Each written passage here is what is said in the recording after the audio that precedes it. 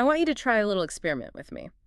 If you're driving, keep your eyes on the road, obviously. Right. Safety first. Yeah, exactly. But if you can, just picture a pitch black screen. Total void, like nothing there. And then a single line of white text types out across the center. It reads, "The real test isn't whether you can change tactics." That's a bit ominous for a sports deep dive, isn't it? Mhm. It sounds like the start of a thriller movie. It does, doesn't it? But hold on, because the text changes a second later. It wipes away and reveals the second part of the thought. It says, "It is whether, on a break point, you dare to play a risky shot to bet on a different version of yourself." Ah, okay. Now we're getting to the good stuff. Hmm. That is the fundamental tension of high-performance tennis. It really is, and that's what we're unpacking today. We aren't talking about grip sizes or, string tension or who has the fastest serve. We are doing a deep dive into the invisible game. The psychological warfare. Exactly. The stuff that happens inside a player's head when the stadium goes dead quiet and they are staring down a break point. Which is arguably where the match is actually won or lost. Hmm. I mean, you can have all the technical mastery in the world. You can be hitting clean winners in practice for 3 hours straight. But the moment the consequences become The brain chemistry just changes. completely, everything changes. And to get to the bottom of this, we've got a stack of sources today that are honestly fascinating. We are looking at match analyses ranging from the 2024 Paris Olympics all the way up to the recent 2026 season.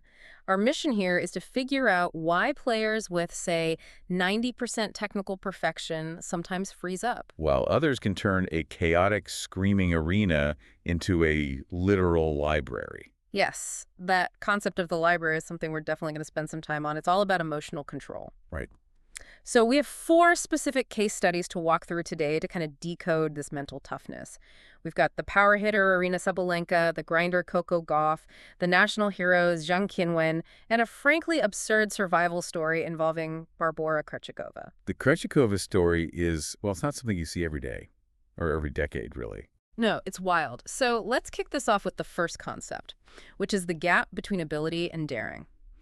And for this, we have to look at Aryna Sabalenka and her run to the Australian Open final.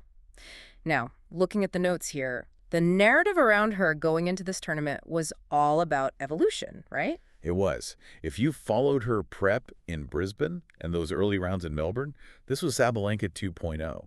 I mean, for years, she was known as just a baseline basher. Just hitting the ball as hard as physically possible. Exactly. But suddenly, she's coming to the net. She's hitting drop shots. She's slicing. And the data supports that, too. Her net frequency was way up compared to her career average. She was basically showing the world, look, I have soft hands. I can play touch tennis. And she was doing it effectively. This wasn't just showing off in practice. She used these tactics against Potapova in a really tight match. She proved the neural pathways were there. She absolutely could do it. But then comes the final. Right. She's up against Rybakina, huge server, big hitter, and suddenly Sabalenka 2.0 just vanishes. Completely evaporates. But why? I mean, she spent weeks, maybe months, building this new identity. Why does she get to the most important match of the tournament and suddenly get amnesia? Well, it's not amnesia. Yes. It's biology. This is where we have to talk about loss aversion.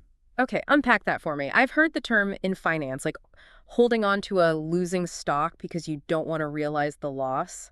Is it the same thing? It's the exact same mechanism. Evolutionary psychology tells us that the pain of losing something is about twice as powerful as the pleasure of gaining something. So Sabalenka is standing there in the final. She knows, logically, that coming to the net might have a 90% success rate. That's a great odd. Sure, I'd take those odds any day. Right, in a low-stakes environment, you would. Yeah. But on a championship point, the brain stops looking at the 90% success.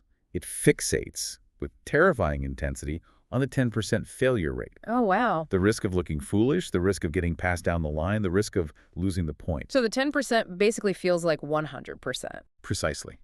The internal monologue shifts from strategy to raw survival. It goes something like, if I miss this volley, I lose a point. If I lose the point, I lose the service game. If I lose the service game, I lose the title. It is a catastrophic chain reaction in her head.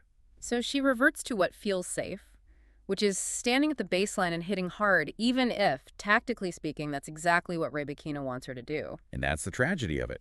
The safe emotional choice was actually the risky tactical choice. She retreated to her comfort zone because the fear of that new, risky version of herself was just too high. That brings us right back to that opening quote. The longest distance in tennis isn't baseline to net. It's the distance between I know how and I dare to. Sabalenka had the know-how, but the dare-to got lost in the pressure. And that's a perfect segue, actually, because if Sabalenka's struggle was about failing to change your nature under pressure, our next case study is about someone who leaned into their nature so hard it broke their opponent. Yes, we're talking about Coco Gauff. Specifically, the 2026 Doha match against Alexandra Ella. This match is a masterclass in what we call emotional stability. The context here is wild. The source material describes the stadium atmosphere as a vegetable market. I'm assuming that means it wasn't a polite, quiet, clapping tennis crowd. Far from it. It was chaotic. You had screaming, jeering, people walking around during the points. Ella is from the Philippines, and she had massive vocal support there. The crowd was actually shouting racially charged abuse at Gauff, actively trying to rattle her. It was a hostile environment in every sense of the word. Most players would crack. Or at the very least, they'd get angry, right? They'd start trying to hit 100-mile-per-hour winners just to shut the crowd up, like a take that kind of response. That's the ego response. I'm going to overpower you and silence these people. Yeah. But Gauff didn't do that. She went into the library. The library. She decided to turn the chaos into silence on her own terms. And she didn't do it with flash. If you look at the stats from this match, Gauff's numbers look messy. High unforced errors in some patches, not a lot of clean winners. She wasn't playing perfect tennis by any means. So how did she win if she wasn't playing perfectly? She used physics and geometry to make Ella absolutely miserable. So Gauff plays with a very extreme Western grip. For those of us who don't play, explain the Western grip. Why does that matter here? Imagine holding the racket so your palm is almost completely under the handle. When you swing, you aren't hitting flat through the ball. You're brushing strictly up the back of it. It generates massive topspin. The ball loops high into the air and then kicks up aggressively when it hits the court. Okay, so it's a moon ball. A very heavy, fast moon ball. Now, Ella is shorter than Gauff, so Gauff just kept pumping these high, heavy balls deep into the court. Ella had to constantly hit the ball from above her shoulder height. It's exhausting, it's awkward, and it's incredibly frustrating. She just made the game physically annoying for her opponent. Exactly. She invited Ella to make mistakes. And because Gauff is one of the fastest movers on tour, she just retrieved everything. He was like, oh, you hit a good shot. Here it comes back, high and heavy. She absolutely refused to give Ella any rhythm. And the crowd. What happened to the vegetable market? They went quiet. You can't cheer for unforced errors. Gauff literally bored them into silence. She turned the vegetable market into a library. And looking at the results, she only gave up 2 games. 2 games. By refusing to panic, by sticking to her plan A, which is the grind, she suffocated the match. She didn't need to bet on a new version of herself like Sabalenka tried to. She just needed to trust that her grinder identity was enough to weather the storm. So we've seen the danger of risk aversion with Sabalenka and the power of emotional stability with Gauff. But there's a third type of pressure that I think is even heavier, the pressure of a nation. The challenger mindset.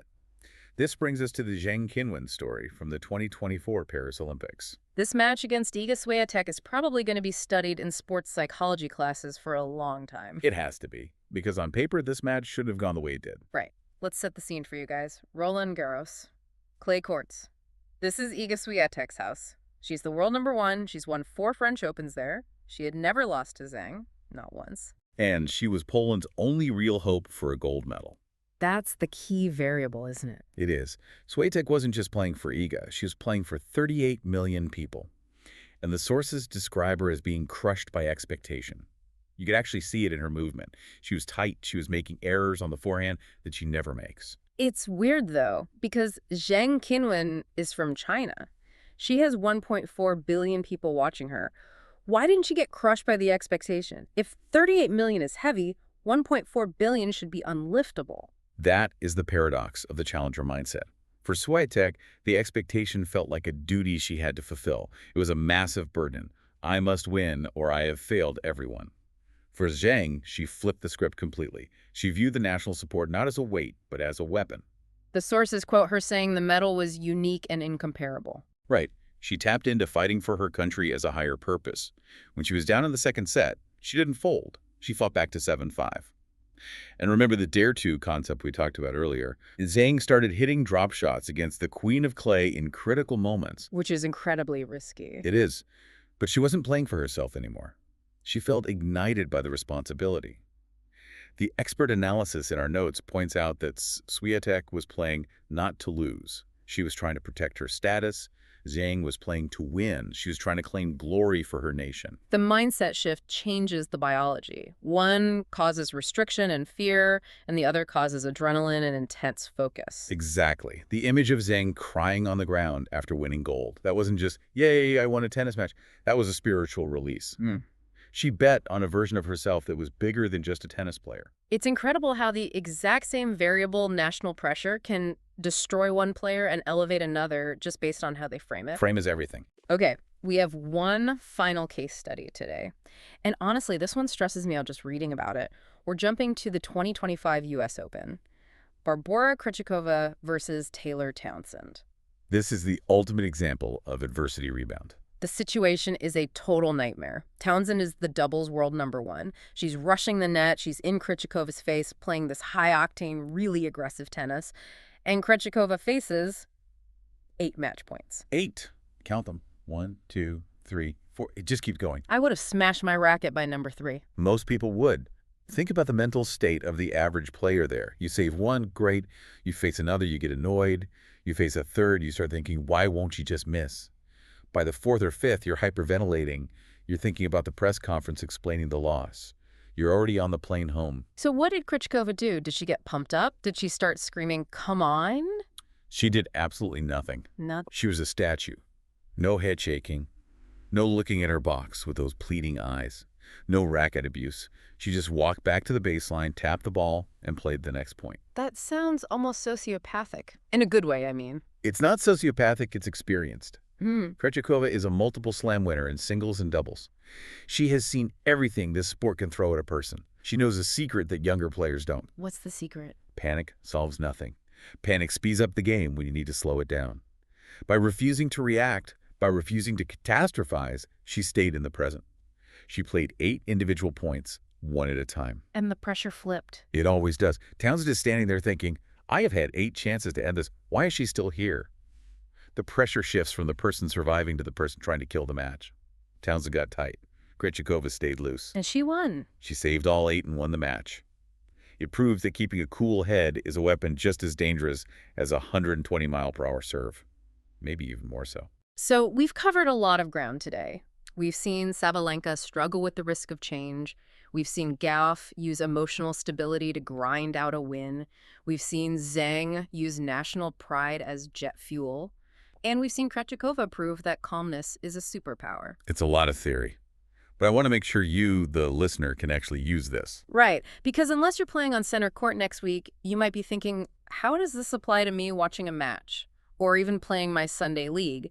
Well, the sources gave us a viewer's guide to spotting these mental states. A checklist to spot the collapse before it happens. Let's run through it. Number 1, body language. What are we looking for? Look for the negative loop. The head shake is the classic one. But also look at the towel. The towel. Yes. Is the player going to the towel after every single point, wiping their face obsessively?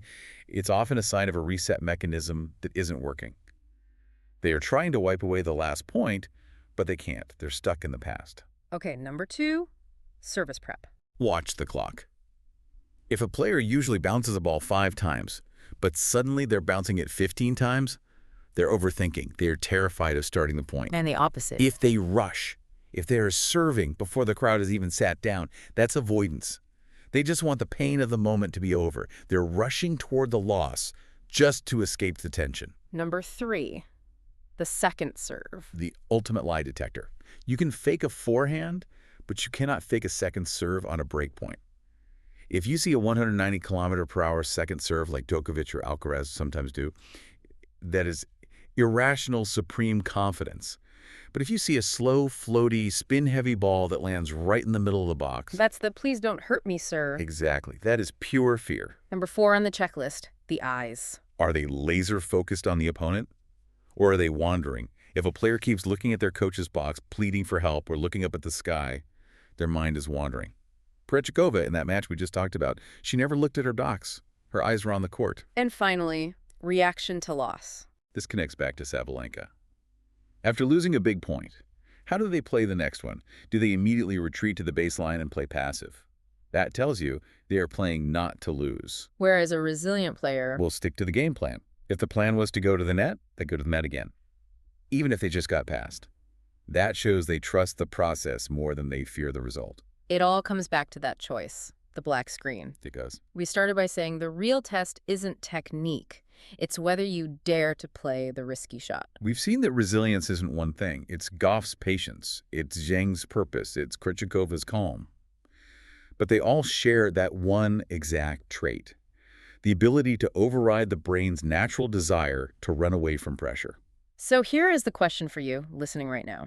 In your own life, whether you're walking to a salary negotiation, a difficult conversation with a partner, or just trying something new where you might fail when you hit that break point, what do you do? Do you retreat to the safety of the baseline? Or do you dare to bet on a different version of yourself? That's the only question that matters. And here's something else to mull over before we go. If you only ever play it safe when the pressure is on, how do you build the muscle to take risks? Maybe the real practice isn't just visualizing success, but actually putting yourself in low-stakes situations every day where you might fail, just to train your brain that failure isn't fatal. Small bets to build up the risk tolerance. I like that. Something to chew on. And hey, stick around for the next deep dive. We are going to flip the script entirely. We're diving into the data delusion. Oh, I cannot wait for this one. We're going to prove why overall match statistics are basically liars. We're going to show why winning more points doesn't actually mean you win the match. It's going to be a fun one. Thanks for joining us on this deep dive. See you next time.